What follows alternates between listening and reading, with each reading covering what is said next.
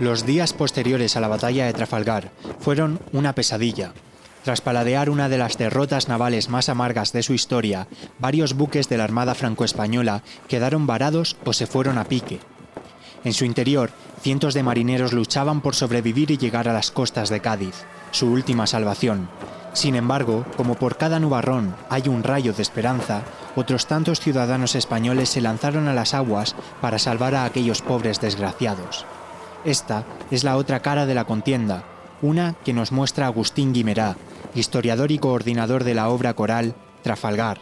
Lo interesante es el comportamiento humano, cómo la gente recogió a los supervivientes, los llevó a su casa, los abrigó, les dio comida, y incluso de las clases sociales altas que estaban en el muelle de Cádiz dispuestos a recoger a los náufragos y llevarlos a sus casas particulares.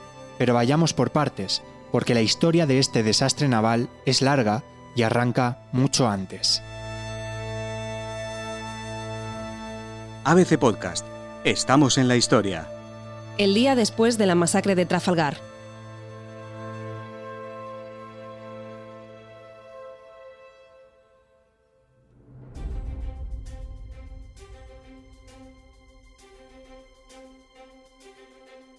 Corría el verano de 1805, con nuestra España aliada con la Francia revolucionaria por una suerte de azar y obligación, cuando Napoleón tuvo una de sus ideas fantásticas: invadir Gran Bretaña.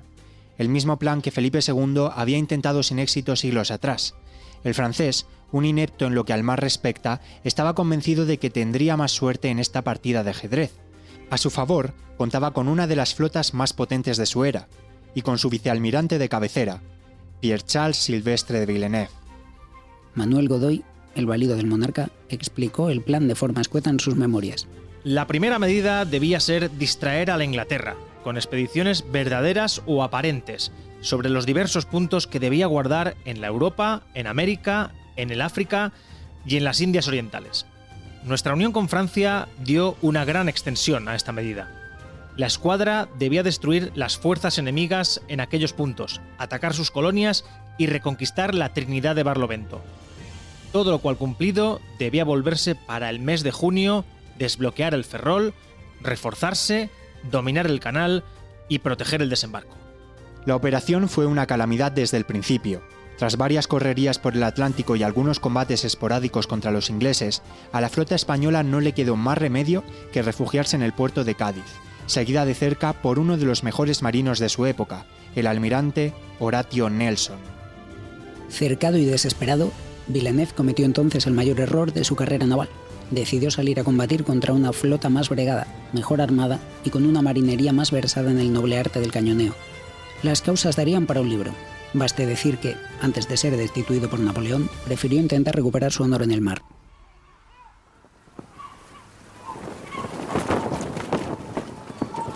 Ambas flotas se encontraron en las inmediaciones del Cabo Trafalgar, el 21 de octubre de 1805, triste fecha para la Armada combinada.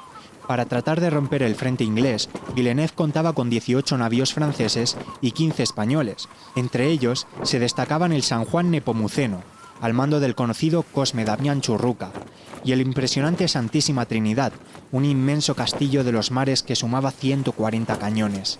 Por otro lado, los británicos sumaban 18 navíos al mando de los almirantes Horatio Nelson y Cuthbert Collingwood. La flota combinada formó una inmensa hilera mediante la cual pretendía cañonear a los buques enemigos. Por su parte, Nelson llevó a cabo una táctica que resultó demoledora. Organizó 2 hileras de buques y se dirigió perpendicularmente, formando una punta de flecha, hacia el centro de la línea enemiga. Ya lo dijo Benito Pérez Galdós en sus episodios nacionales. Nelson, que no era ningún rana, vio nuestra línea y dijo: «Pues si la corto por 2 puntos distintos y la escojo entre 2 fuegos, no se me escapa ni tanto así de navío». Así lo hizo el maldito, y como nuestra línea era tan larga, la cabeza no podía ir en auxilio de la cola. Nos derrotó por partes, atacándonos en 2 fuertes columnas dispuestas al modo de cuña, que es, según dicen, el modo de combatir que usaba el capitán moro Alejandro Magno y que hoy dicen usa también Napoleón. Lo cierto es que nos envolvió y nos dividió y nos fue rematando barco a barco de tal modo que no podíamos ayudarnos unos a otros, y cada navío se veía obligado a combatir con 3 o 4. A eso de las 4 de la tarde, la batalla se había decantado casi en totalidad a favor de los ingleses, los cuales incluso consiguieron tomar el navío de Villeneuve. El recuento de bajas fue descorazonador. Los aliados sumaron más de 2.500 heridos y tuvieron que llenar 4.500 ataúdes. A su vez, la Armada Combinada perdió 10 buques españoles y 11 franceses, mientras los británicos únicamente tuvieron 1.250 heridos, 450 muertos y no perdieron ningún navío. Hasta aquí, la historia más conocida de la batalla de Trafalgar. Lo que se desconoce, sin embargo, son las horas posteriores, que hoy nos narra Agustín Guimera.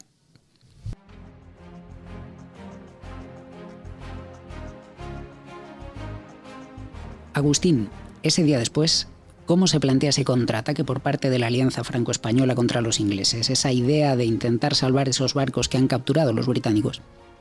La tormenta que se anunciaba estalló la misma noche del 21 de octubre y al día siguiente los navíos que se habían salvado del combate, fondeados en la bahía de Cádiz, los comandantes de sus navíos son reunidos por el jefe de escuadra Escaño, que era el que en ese momento tenía mayor rango, y dice: señores, a la mar, a intentar salvar a las presas que están en manos de los británicos.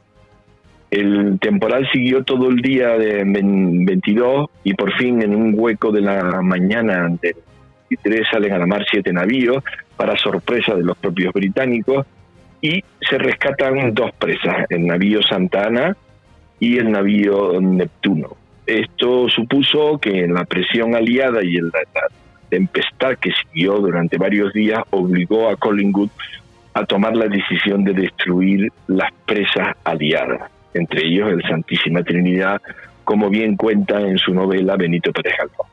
En ese caos, en esa destrucción, lo cierto es que se abandonaron navíos como el Neptuno, cuyos tripulantes la verdad es que lo pasaron bastante mal durante el hundimiento, ¿verdad? Bueno, en ese sentido, lo grave es que estos buques que estaban desarbolados después del combate en el Golfo de Cádiz, que es una ratonera para los buques de vela, fueron empujados a la costa. Y muchos de ellos se encallaron y hundieron, ¿no?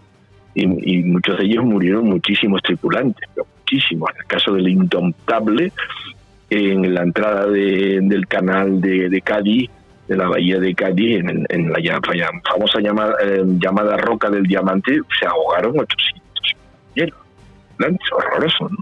En el caso del Neptuno encalló a la altura del castillo de Santa Catalina en Puerto de Santa María y fueron rescatados. Pero lo interesante es que el pueblo gaditano y el departamento marítimo de Cádiz y el ejército se volcó en las playas para salvar todo lo que pudieron de estos supervivientes. Incluso hubo una cosa simpática: mandaron desde un barco un cerdo atado con un hilo a la pierna, y a la pata del cerdo él llegó a la orilla tirando de un cabo grande, y al final pues hicieron una almadía para poder salvar a la gente.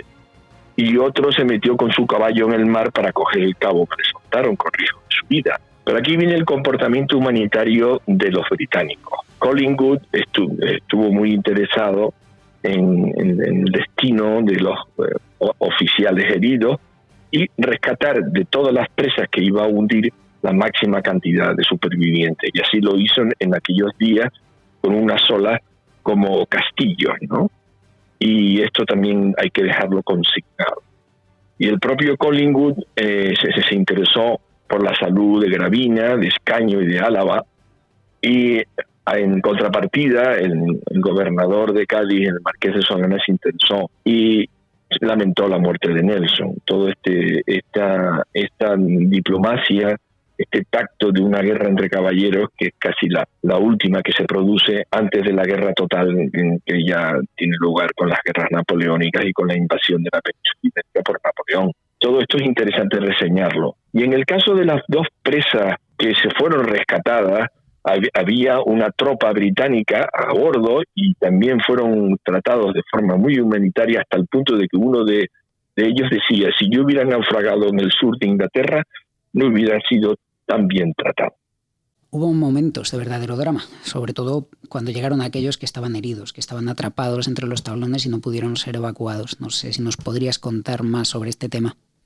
Bueno, en el caso de Santísima Trinidad, 80 heridos graves se fueron al fondo del mar. No podían sacarlos porque tenían heridas muy graves en los brazos y las piernas y se hundieron con el barco, ¿no? Y más de un navío que se fue al fondo se fue también con estos heridos graves, ¿no? Bien es verdad que con aquellas heridas graves era muy difícil que sobrevivieran. Había en aquel momento las medicinas que tenemos hoy en pleno siglo XXI, ¿no? Y las amputaciones, las heridas terribles por el combate, pues probablemente se hubiera llevado a una infección letal. Pero de todas maneras fue una tragedia terrible, ¿no? Terrible. También es interesante reseñar el comportamiento de Collingwood, que envió los documentos personales de Churruca que estaban a bordo del San Juan Nepomuceno, que pudo ser llevado a Gibraltar y pasaron a manos de la familia. De hecho, han sido publicados recientemente. En fin, yo creo que el día después es una mezcla de guerra, heroísmo y caballerosidad. Los otros grandes damnificados fueron las mujeres, ¿verdad? ¿Cómo vivieron ellas esos naufragios? Muy interesante esa pregunta, porque detrás de cada marino herido, ahogado o prisionero, hay un drama familiar, ¿no? Y es el caso, por ejemplo, que conocemos bien, de la familia del brigadier Dionisio Alcalá Galiano, que cuando no iban a salir a la mar a principios de octubre lleva a su familia a Chiclana pensando que no va a haber problema. Pero como Villeneuve decide el 18 de octubre salir a la mar y se produce el combate de Trafalgar, pues la familia se quedó muy sorprendida. Viene a Cádiz inmediatamente su hijo y al día 22, cuando amanece, de pronto el espectáculo lastimoso de aquellos navíos totalmente averiados por los destrozos del combate, y tardan 10 días en saber el destino de su padre, que había muerto a bordo de su navío, el Baum. Todo esto también se cuenta en el capítulo El día después de nuestro libro de Trafalgar, ¿no? Yo creo que el lado humano es también importante ponerlo en valor.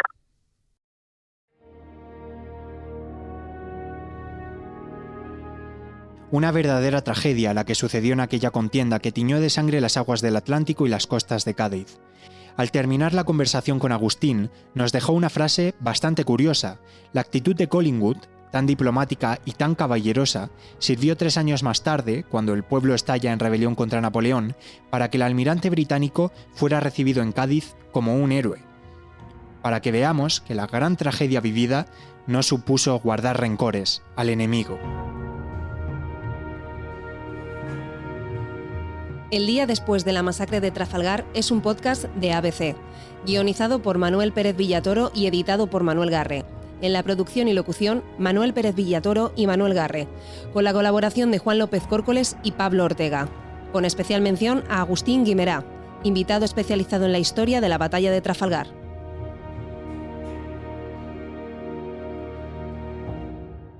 Puedes escuchar todos los episodios en abc.es, iVoox, Wanda, Spotify, Apple Podcast y Google Podcast.